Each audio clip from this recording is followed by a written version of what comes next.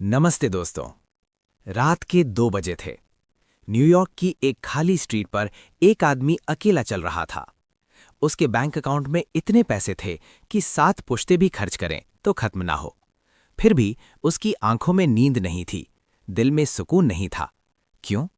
क्योंकि पैसा होने और पैसा समझने में फर्क होता है।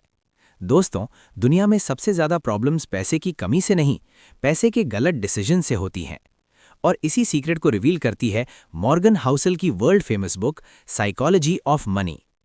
आज की कहानी कोई इन्वेस्टमेंट टिप्स नहीं देगी, कोई गेट रिच क्विक फॉर्मूला भी नहीं, लेकिन अगर आपने इस वीडियो को दिल से समझ लिया तो हो सकता है आप जिंदगी में कभी फाइनेंशियली बर्बाद ना हो।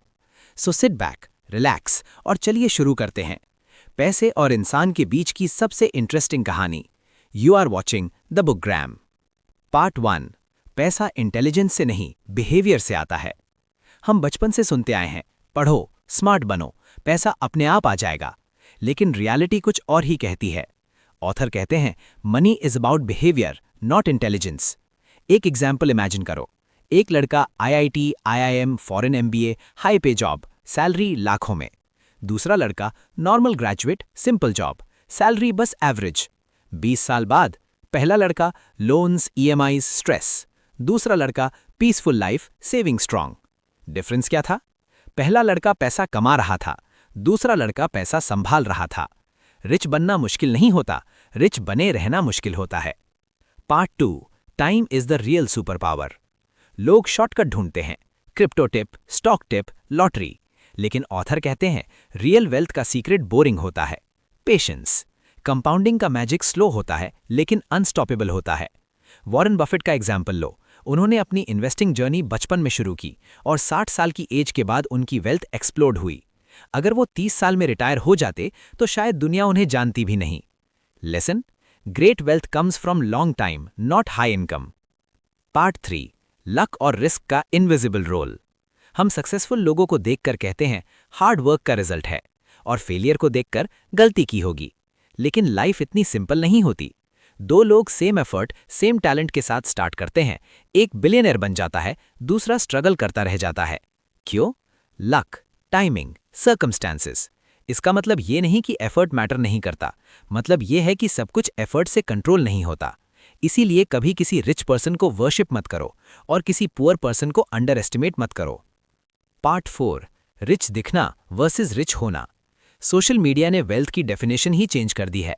Luxury car, big house, foreign trips, सबको लगता है यही सक्सेस है। लेकिन ऑथर एक पावरफुल लाइन कहते हैं, wealth is what you don't see. जो पैसा आपके पास है पर आपने खर्च नहीं किया, वही रियल वेल्थ है। कार ईएमआई पर हो सकती है, हाउस लोन पर हो सकता है, लाइफस्टाइल क्रेडिट कार्ड पर हो सकता है, लेकिन बैंक बैलेंस झूठ नहीं बोलता।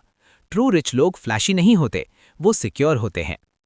पार्ट 5। नेवर इनफ का ट्रैप। इंसान की सबसे डेंजरस हैबिट क्या है? कंपैरिजन। उसके पास आईफोन है, मुझे भी चाहिए। उसके पास कार है, मुझे भी चाहिए। उसके पास बिगर हाउस है, मुझे भी चाहिए। और ये रेस कभी खत्म नहीं होती। हिस्ट्री में कई बिलियनियर्स सिर्फ ग्रीड की वजह से सब कुछ खो चुके हैं। ऑथर कहते हैं, knowing when you have enough is the key to happiness. क्योंकि पैसा बढ़ता रहता है पर सेटिस्फैक्शन खुद डिसाइड करनी पड़ती है। Part 6। Real wealth is freedom. Imagine करो, सुबह अलार्म की जरूरत नहीं, काम चूज करने की फ्रीडम, फैमिली के साथ टाइम स्पेंड करने की फ्रीडम। ऑथर कहते हैं, money is greatest value is control over your time. Luxury नहीं, फ्रीडम। अगर पैसा होने के बाद भी आप अपनी लाइफ कंट्रोल नहीं कर पा रहे तो आप रिच नहीं, ट्रैप्ड हो। तो फाइनल मैसेज क्या है? तो साइकोलॉजी ऑफ मनी का रियल लेसन क्या है? Wealth equals saving plus patience plus discipline plus contentment. न ओवरनाइट सक्सेस, न सीक्रेट फॉर्मूला, बस स्मार्ट डिसीजंस लॉन्ग टाइम तक। दोस्तों, पैसा खुद में ना अच्छा होता है ना बुरा, वो बस एम्पलीफाई करता है आप कौन हो। अगर आप डिसिप्लिन्ड हो, पैसा फ्रीडम देगा। अगर इम्पल्सिव हो, पैसा प्रॉब्लम्स बढ़ा देगा। इसीलिए रिच बनने से पहले फाइनेंशियली मैच्योर बनना जरूरी है। अगर आज की कहानी ने आपको कुछ नया सिखाया हो तो वीडियो को लाइक करें, चैनल को सब्सक्राइब करें और शेयर करें उन लोगों के साथ जो पैसा कमाना ही नहीं, समझना भी चाहते हैं। मैं मिलूंगा आपसे नेक्स्ट वीडियो में एक और पावरफुल बुक समरी के साथ। तब तक याद रखिए, पैसा आपको रिच नहीं बनाता, आपका बिहेवियर आपको रिच बनाता है। This is the Bookgram. Thank you for listening.